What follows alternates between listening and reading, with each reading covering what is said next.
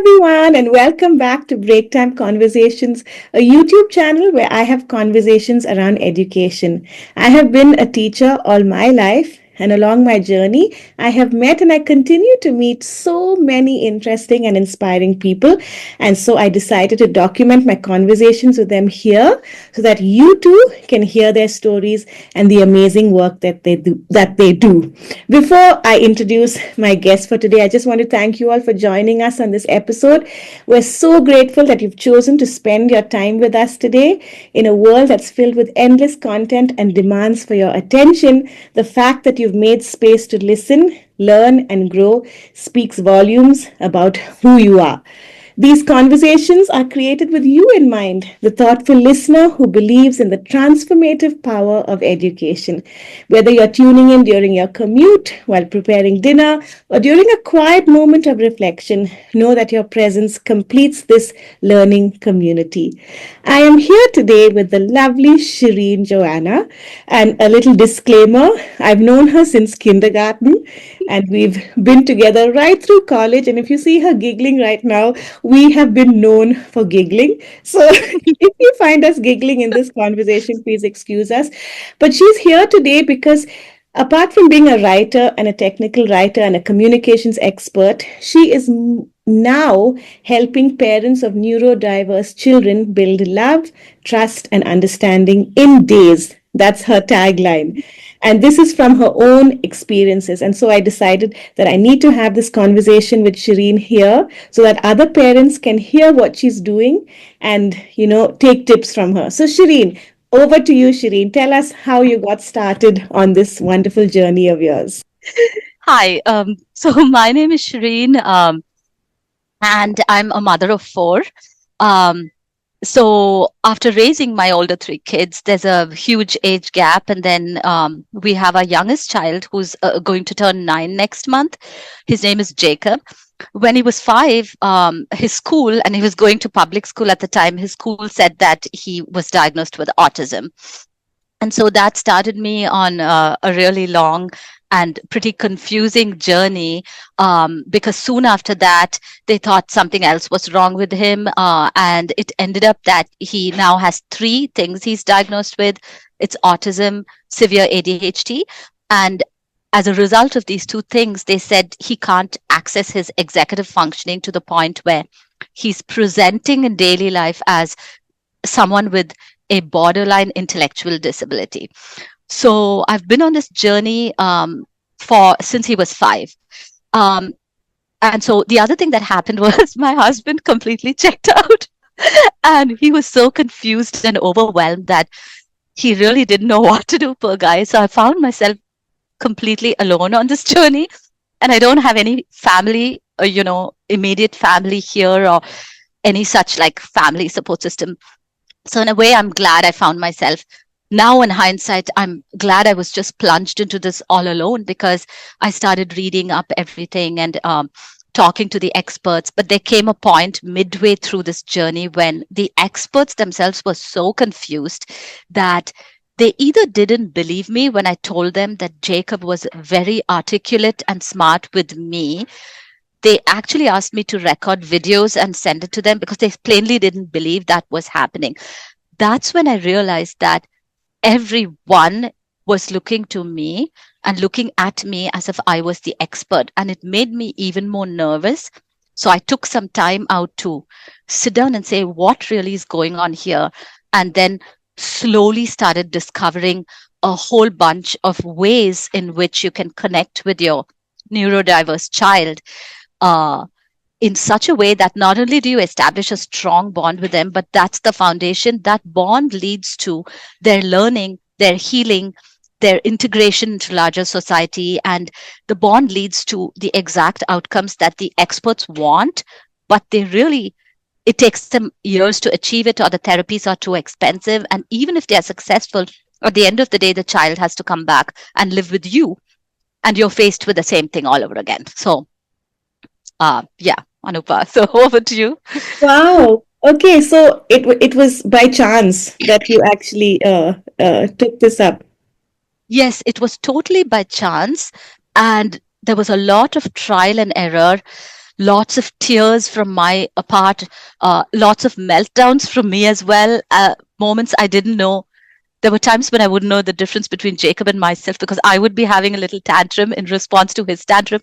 Lots of comical and not so comical experiences that we went through. But it was, yeah, it was just by trial and error. Never in my wildest dreams did I think I would have a neurodiverse child. None of us do. But also, coming I feel like it was maybe partially my upbringing and growing up in old school Bangalore. I was totally unprepared for all of these words. I didn't even know what autism meant. And when they said intellectual disability, that was the clincher because I had grown up in a world where we honestly we called it mental retardation. And even for fun, at school we would say so and so is mental or retarded or something. And it was the worst insult ever. And I was so horrified that this was actually a thing that my fourth child had been diagnosed with, that I went through periods of grief and denial and trying to push back and all sorts of phases. But it was the intellectual disability that really made me sit down and say, what is going on here? And that was the thing that started me on my private journey as to how can I help this child. So I think it was that intellectual disability thing, because even to this very day, when I say ID, intellectual disability, at the back of my mind, my teenage self is saying mental retardation, retarded, and all of Yeah, that. I know. And So, you were always quite a lot. the topper from what I remember. So that can be Oh my goodness. quite shocking to hear that. Yeah.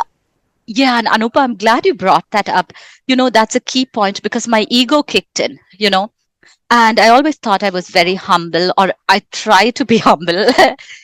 But when the intellectual disability diagnosis came up, the first thing that popped into my mind was, how can I have a child who's mentally retarded, plainly speaking, right? And then I realized that I was so unconsciously proud of all my past, whatever it was, and Bishop cartoons. None of that really matters now as an adult in what I do. But I had to change myself from the inside out, from a spiritual level, a soul level, from a very deep level, to realize that intelligence is very dynamic. And it doesn't mean because you stood first 20 years ago in some subject that it has any bearing on what's happening today. So I really had to change my own thinking about IQ and EQ and all of that before I could help Jacob. So Yeah, that's interesting to hear. So, Shireen, you're based in the US now. So, I just wanted to ask you from the perspective of a parent. Here in India, we find that community is very strong, and there's so many people around. And so, since you've known this life, and now that you're based in the US, having a child like this, did you have community around or to help, or did you feel like you were all alone? yeah, no, I would say not. I didn't have any community to help. I do have a really good set of friends and a church groups, but because this was such a unique situation, uh, typically we tend to fall back on immediate family or immediate extended family in a situation like this. So in that sense, I don't have any immediate extended family here. And my husband, Jacob's father, he's been born and raised in the United States, but he too has no immediate family at all. His mom passed away, and so we both found ourselves with no practical help. Uh, and even before anything else, there were days when we just needed to take a respite for 2 hours from behaviors that my other three children perhaps never exhibited when they were 5, right? Or just screaming or yelling or just things like that. We couldn't even leave him with someone down the road, or we couldn't call a mom or an aunt and say, oh, hey, just look after him while we step away for a minute. So those were pretty difficult times. But in hindsight, Anupa, I think all of that, it was like baptism by fire. And so the buck stopped with me. I was the one who was able to help him get dressed, help him brush his teeth. And he has very curly, like African American hair. It's just hard to describe, but it's very difficult to wash and shampoo that kind of hair. And there came a point where it was only me who could do that, and it would take hours to get him to understand that he should like put his head back or little things like that, right? So yeah, I mean, all of that I would say though has added to my learning. And if I can share any insights to other parents to shorten the period of trial and error and to get quickly to that sweet spot where you can really form a bond. It's not only is it possible, but you don't have to spend 4 years, and you don't have to be crying half the time and stressed out in order to get to that sweet spot. So uh, my hope is, that I can share some of those insights over Yes, time. and I will share the link to your Facebook page on the description of this video so that other Oh, parents thank can you. access that. Um, yeah, so Shireen, I wanted to say, so how did you manage your own mental health, during this time, and as you continue to deal with Jacob, how do you manage your mental health? Yeah, so that the first thing I will say is that there's no way I could have come this far without Jesus. I'm a Christian, so I just have to acknowledge. But whatever higher power of our choice, I would say that, that's been my first and foremost strength. That's my rock and strength, and that's who I lean on daily. But I will say I also started prioritizing my daily exercise in a different way than before.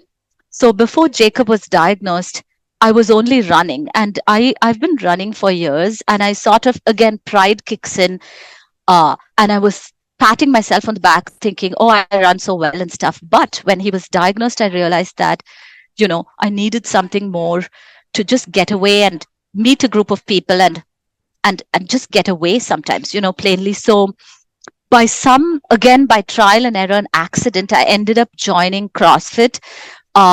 And it was around the time that I started homeschooling Jacob, and when his behaviors were at a peak, when his struggles were at a peak and his struggles became my struggles, I found that sticking to doing some form of intense exercise every day, and for me it's been CrossFit, and sticking to the same thing and not canceling it or not giving in to the demands of the child if they want you to spend time with them, I found that has really helped. I've also found that uh, spending enough time with a child, um, and fully dedicating ourselves to being immersed in the moment with the child and not doing anything else at that time actually gives back. When you later on have to run an errand or do your CrossFit or read a book, the child slowly starts giving back to you some sort of immersive, reverse immersive experience the way you gave to them. So I would strongly say, it sounds counterintuitive if you're at the height of your problems with a child, but I would strongly suggest that spending time with a child is actually like investing in yourself. And then I've tried to prioritize sleep.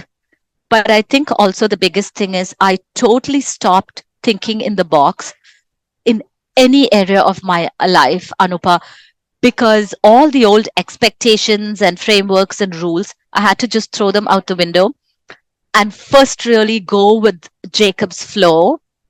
And then, the rules do come back, a structure does come back, routines do come back, but first you sort of have to immerse yourself into the chaos in order to make it less of a chaos. So just, random things that help me, but I would really prioritize exercise and sleep first. That's brilliant. I love that line. Immerse yourself in the chaos to reduce the chaos. Is that what you said? Yeah. Yes. That's brilliant. That's brilliant. You Oh can my giggle gosh. all you want, but I think that is absolutely brilliant. So, Shireen, you mentioned that you're homeschooling Jacob. How did you make that shift? Yeah. Did he ever go to school ever? And Yes, actually, he did go to kindergarten in public school here in Fairfax. And I want to say, yes, he did first grade as well. But it was in kindergarten. Within the first few months, he was 5, and in kindergarten, the school pointed out that he's not making eye contact and he's autistic. So they put him on what they call an IEP. It's an individualized plan. I forget what they Education used. plan, Yes, individualized thank you so much. education plan. Yeah. So they put him on an IEP. And this is sort of a really long topic, but I'll try to summarize. So one is, Anupa, even before I knew I had a special needs child, I personally feel, and I could be wrong, but I personally feel the public education system in the United States is sort of slowly taking a downward slide. But that's just my personal opinion. I have a lot of friends who don't feel that way and who still have their kids there. So I was toying with the idea of pulling him out anyway and homeschooling. But I wasn't too much, I hadn't done any practical planning. But then after he was diagnosed with both ADHD and autism, I decided to pull him out in the first grade because I tested him in the summer of first grade for basic um, thresholds that he should have met even when on an IEP. So I took the IEP and I tested him on the math that they customized and tailored to his IEP. Zero. He had no understanding of numbers. He was literally at a pre-kindergarten level. Then I tested him on reading, same thing, and I did a little bit of research over the summer of first grade, and I realized what was happening. He was so, all his life energy was going into masking from 9 a.m. to 4 p.m. while in the public school setting, that nothing was going into his brain and he couldn't learn anything. So the IEP was not working because the environment by default, the learning environment by default, was working against him accessing any learning. So I have met with them and I told them that you could design the most brilliant IEP, but it's not going to work if the child comes to school, sits down and says, okay, now what do I do to survive 9 to 4 socially?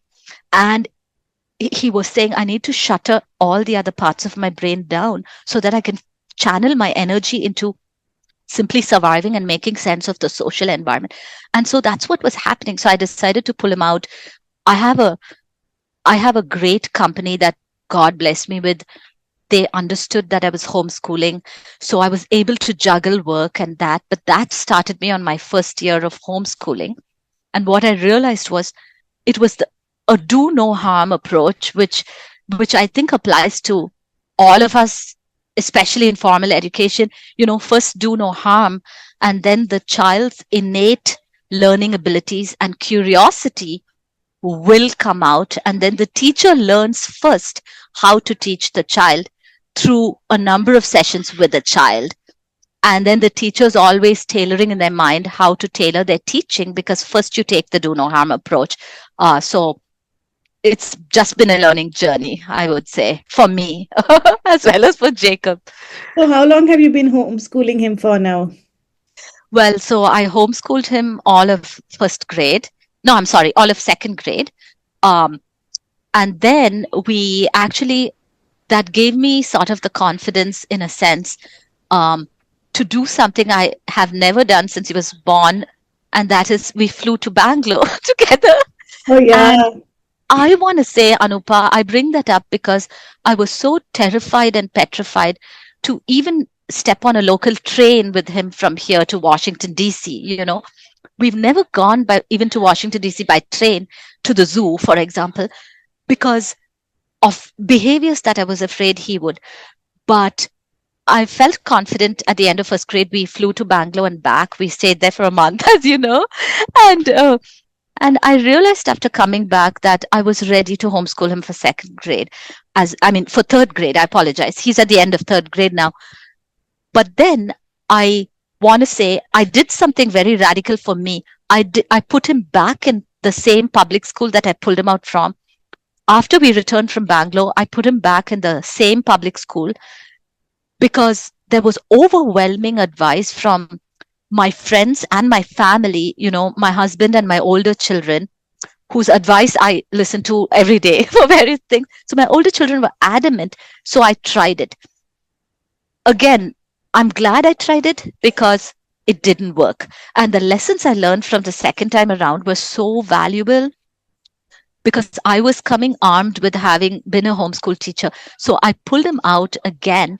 And this time around, it just reiterated all the lessons I had taught myself over the years about why he doesn't fit in there and why he simply won't fit into a 9 to 4 uh, right now. So I pulled him out again and we started homeschooling. And so now he's at a homeschool level in third grade and he's going to graduate in June and, hopefully move on to homeschool in fourth grade and stuff. That is So, so cool. I could go on and on and on, but like I told you before, I like to keep this conversation short. yes, I'm And sorry, I keep talking on and on. no, it's not about you. I mean, even I could go on and because, and like I said to all our viewers, I will be putting a link to her Facebook page. There is so much there. She shares so much information and, I mean, it's so valuable. I'm trying to find the right word for that. And I have been learning from you, Shireen, just reading Oh, those, thank you. even as a parent of normal children, I who knows what is normal anymore. So I mean, we I can know. learn so much from you. So before we end, Shireen, just some parting words for any parents who are listening, or even special educators in the school system who are listening to you about how school failed Jacob. Anything that you'd like to share before we end? Yeah, the one thing I would share out of everything right now is there's one actionable thing, that anyone, whether you're a special ed teacher or a parent or a caregiver, grandparent, whatever, if you have any child, but especially a special needs child, right? I would say, and I've called this the 24-hour framework or something on my Facebook, but since then I rethought it and I think I should call it a 2-hour framework, right? So let's just take a random smaller unit of time for this. I would say just take this thing call it a 2-hour framework, right? Take 2 hours or even 1 hour. Let's call it the 1 hour framework. Take an hour in the midst of the chaos, in the midst of the stress and everything else, and carve out that unit of time for the child and be with them alone in a room or a park or their favorite place. Make sure you don't have any other distractions or your phone, or make sure they don't have any electronic devices, and just sit with a child and just be. And imagine, even if you have to imagine that they're your most favorite person, or someone you really love, and you're alone with them on a desert island and you have 1 hour or 2 hours, right? Just be and see what happens. Even if nothing happens at the end of that block of time, try to do it twice or thrice a week. The battles you face outside that 2-hour framework, you will find many of them automatically either being solved, or you'll gain new insights into how to solve them, or things will start changing. But just start by doing that, because there's nothing anyone else can tell you that will make a difference, because you're the one who's going to be spending that time with your child. Even if they go to school, they will come back to you. And the longer we put it off, actually meeting the real person, the child, right? You're going to have to meet them one day when they're a teenager. And I will add, this is not like a threat. It sounds ominous, but I also have older children. So I know you want to avoid a situation where it all comes out at teenage, right? Meet them now. And even if you're bored, carve out that 1 or 2 hours and just like literally start it right today, tomorrow, and you'll see the magic will start to happen. That's what I would say. Wow, brilliant. I can't tell you. Like I said, I I've got been a little blown carried away. away there. No, no, not at all. So amazing. And like I said, your posts on your experiences have just been just out of this world. And I really, truly enjoy reading them. I hope the others do too. Shireen, thank you so Thank much for you. being here. I know how busy you are and how difficult it was to actually get you down and have this conversation with you. And of course, to avoid you from giggling, because I can see that every now and then you want to burst out into a giggle. But that's you. And it's so nice that you can still be yourself. Thank you. Yeah. Okay, Shireen, thank you so much and bye for Thank you now. so much, Anupa, for doing this. It was great. Bye. Bye.